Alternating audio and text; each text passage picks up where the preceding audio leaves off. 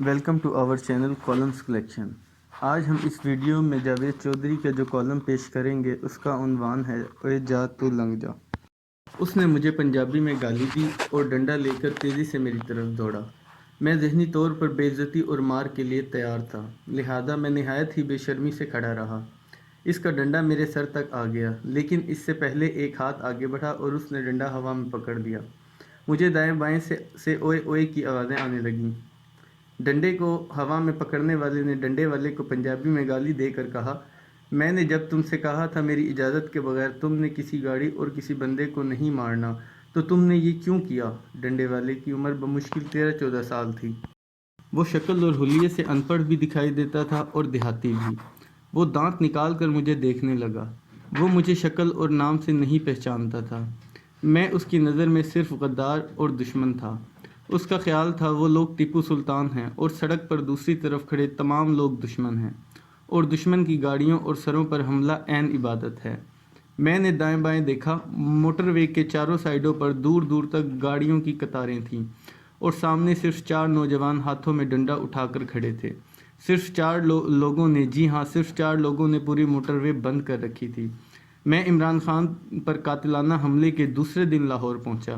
مجھے شہر میں داخل ہونے کے لیے 4.5 گھنٹے سٹرگل کرنا پڑی۔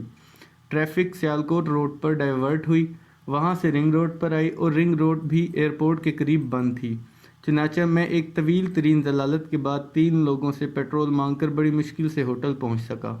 میری واپسی اتوار کو تھی۔ میں اتوار کو موٹر وے کی طرف نکلا، مگر ٹھوکر نیاز بیگ پر سڑک پر ٹائر تھے اور ڈنڈا بردار نوجوان تھے۔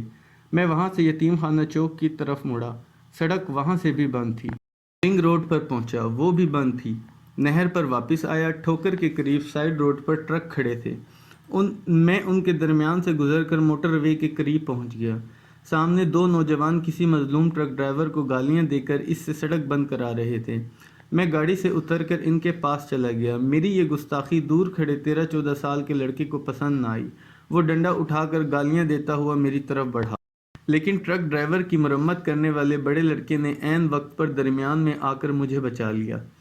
میں نے ان سے ہاتھ جوڑ کر عرض کیا، میرا اسلام آباد جانا ضروری ہے، موٹر وے میرے سامنے ہے، آپ مجھے 3 گز آگے بڑھنے کا موقع دے دیں، میں باقی زندگی آپ کو دعائیں دے کر گزار دوں گا۔ وہ 4 لڑکے تھے، وہ چاروں میرے گرد جمع ہو گئے اور اونچی اونچی آواز میں میری بے شرمی اور بے غیرتی کے ترانے پڑھنے لگے۔ ان کا کہنا تھا ملک میں حقیقی آزادی آ رہی ہے، کپتان عوام کی جنگ لڑ رہا ہے اور حکومت نے ان کو گولی مار دی ہے، لیکن آپ لوگ اس کا ساتھ نہیں دے رہے، آپ سب امریکہ کے ایجنٹ ہیں۔ میں خاموش کھڑا ہو کر ان کی تقریر سنتا رہا۔ مجھے محسوس ہوا ان میں سے کوئی بھی شخص مجھے نہیں جانتا۔ وہ اخبار بھی نہیں پڑھتے ہوں گے اور ٹی وی بھی نہیں دیکھتے ہوں گے، ورنہ انہوں نے کہیں نہ کہیں میری شکل ضرور دیکھی ہوتی۔ میں نے محسوس کیا وہ کسی دور دراز علاقے سے براہ راست انقلاب پر آ گرے ہیں۔ چنانچہ میں نے ان کی منتیں شروع کر دیں۔ میری منتوں سے ان کی انا کی تسکین ہو رہی تھی۔ وہ بڑے فخر سے ایک دوسرے کی طرف دیکھ رہے تھے، جبکہ 13-14 سال کا لڑکا بتیسی نکال رہا تھا۔ میں نے جب محسوس کیا میری منتوں کا ان پر کوئی اثر نہیں ہو رہا تو میں مایوس ہو گیا۔ میں نے گردن نیچے جھکائی اور گاڑی کی طرف مڑ گیا۔ میں گاڑی کے قریب پہنچا تو مجھے پیچھے سے آواز آئی، اوئے جا تو لنگ جا، اور وہ آواز میری انا اور میری عزت نفس دونوں کو چیر کر گزر گئی۔ میں وہاں کھڑے کھڑے اندر سے فوت ہو گیا۔ میں گاڑی کی سیٹ پر ڈھیر ہو گیا۔ ڈرائیور نے ان دریا دل لوگوں کا شکریہ ادا کیا۔ وہ سائڈ پر ہٹے اور ہم موٹر وے پر چڑھ گئے۔ موٹر وے سے نیچے 3 اطراف ہزاروں گاڑیاں کھڑی تھیں، اور ان ہزاروں گاڑیوں کو 4 لوگوں نے روک رکھا تھا۔ یہ ہے پاکستان، آج کا پاکستان۔ عمران خان ہسپتال میں لیٹ کر اعلان کرتے ہیں، چند لوگ سڑکوں پر نکلتے ہیں اور پورا ملک بند ہو جاتا ہے۔ کیا ملک ایسے ہوتے ہیں اور کیا ملک اس طرح چل سکتے ہیں؟ یہ ملک ہے یا سرکس؟ راولپنڈی کی سڑکوں کے عین درمیان ٹینٹ لگا کر ٹریفک بلاک کر دی جاتی ہے، اور اس ٹینٹ میں سارا دن 1 درجن لوگ بھی نہیں ہوتے۔ وہ لوگ جو آج سے 6 ماہ پہلے تک وفاقی وزیر تھے، جو آج بھی سینیٹر اور MNA ہیں، وہ سڑکیں بلاک کر دیتے ہیں۔ پنجاب اسمبلی کا ڈپٹی اسپیکر، جی ہاں وہ ڈپٹی اسپیکر جو آئین اور قانون کا چوکیدار ہے، واسق عباسی موٹر وے پر ٹائر جلا کر ٹریفک روک کر سڑک پر کرکٹ کھیل رہا ہے۔ غلام سرور خان ٹیکسلا کے قریب KPK اسلام آباد روٹ بند کر کے بیٹھے ہیں، اور جب کوئی مظلوم شہری کہتا ہے میری بیٹی ہسپتال میں ایمرجنسی میں ہے اور میرے گھر کی خواتین گاڑی میں بیٹھی ہیں، تو وہ بڑے نحوست سے جواب دیتے ہیں ہم سب ایمرجنسی میں ہیں، یعنی اگر تمہاری بیٹی مرتی ہے تو مر جائے۔ سڑکوں کی اس بندش سے کتنے لوگوں کو تکلیف ہوئی؟ کیا اس ملک میں کوئی ادارہ، کوئی شخص یہ سوچ رہا ہے؟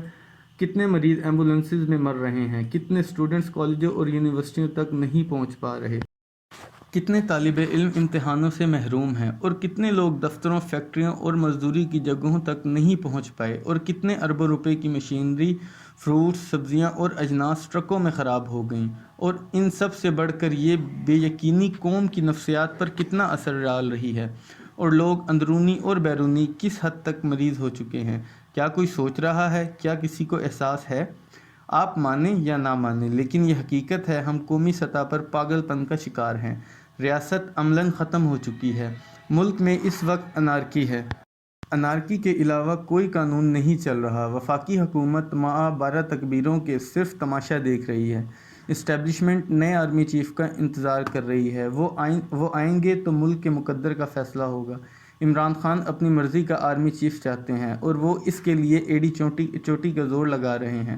پنجاب 12 کروڑ لوگوں کا صوبہ ہے۔ یہ چیف سیکرٹری کے بغیر چل رہا ہے، جبکہ آئی جی نے تحریراً کام سے معذرت کر لی ہے، اور کوئی پولیس افسر پنجاب میں آئی جی لگنے کے لیے تیار نہیں۔ چودھری پرویز الہی وزیر اعلیٰ ہیں، لیکن کیا یہ کل کے دن بھی چیف منسٹر ہوں گے؟ یہ نہیں جانتے۔ پنجاب میں پی ٹی آئی کی حکومت ہے، پولیس بھی ان کے ماتحت ہے۔ پنجاب میں عمران خان پر قاتلانہ حملہ ہو جاتا ہے، اس کا جانثار ابتسام ملزم کو رنگے ہاتھوں پکڑ لیتا ہے۔ عمران خان ابتسام کو بلا کر شاباش بھی دیتے ہیں اور اس کے گھر جانے کا اعلان بھی کرتے ہیں۔ ملزم نوید ان کی پولیس اور ان کی سی ٹی ڈی کے قبضے میں ہے۔ اس کی نشاندہی پر 4 اور لوگ بھی گرفتار کر لیے جاتے ہیں، لیکن F I R supreme court کے حکم پر درج ہوتی ہے اور پی ٹی آئی اس ایف آئی آر کو بھی نہیں مانتی۔ سواتی کا واقعہ ہوا، یہ ہولناک واقعہ تھا۔ سواتی صاحب اس ویڈیو کو آن کر لیتے ہیں، لیکن سینیٹ کی کمیٹی کے سامنے بھی پیش نہیں ہوتے۔ یہ کسی سرکاری ادارے کی تحقیقات ماننے کے لیے بھی تیار نہیں ہیں۔ ارشد شریف کینیا میں قتل ہو گئے۔ حکومت نے کمیشن بنایا اور جسٹس ریٹائرڈ عبدالشکور پراچا کو اس کا سربراہ نامزد کر دیا، لیکن جسٹس عبدالشکور پراچا نے کمیشن کی سربراہی سے معذرت کر لی، اور ارشد شریف کی والدہ کمیشن کے خلاف عدالت چلی گئیں۔